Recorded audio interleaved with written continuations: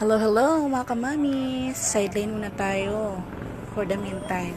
Ayan po, mamimigay po ako ng flyers now. Actually, kahapon pa po yun ako namimigay ng flyers. Ayan, i-share ko lang po ang aking simple vlog. 'Di ba? Kung gusto mo talagang kumita ng pera, lahat titiisin mo. Siyempre, ganun talaga bilang nanay. Siyempre, sabi nga nila, hindi man ako ang pinakamagaling na babae, hindi rin ako ang pinakamahusay na ina, hindi rin ako ang ideal na asawa, pero kaya kong gawin ang lahat at handa akong magsakripisyo para sa mahal kong pamilya. Oops, talaga lang ha, may ganun-ganun pa si Claudeng.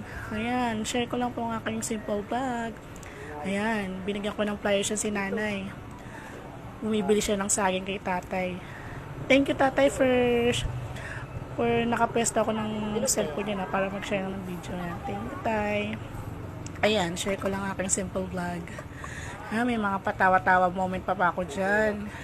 Akala nila namimigay ako ng pera. Sabi ko kasi, tinatanong nila kung para saan daw yung binibigay kong flyer. Sabi ko, pera yan. Natuwa naman sila, tinanggap naman nila, diba? Para maubos yung flyers ko. Ayun lang guys. Thank you for watching. Sana nagustuhan niyo po ang aking video. Bye!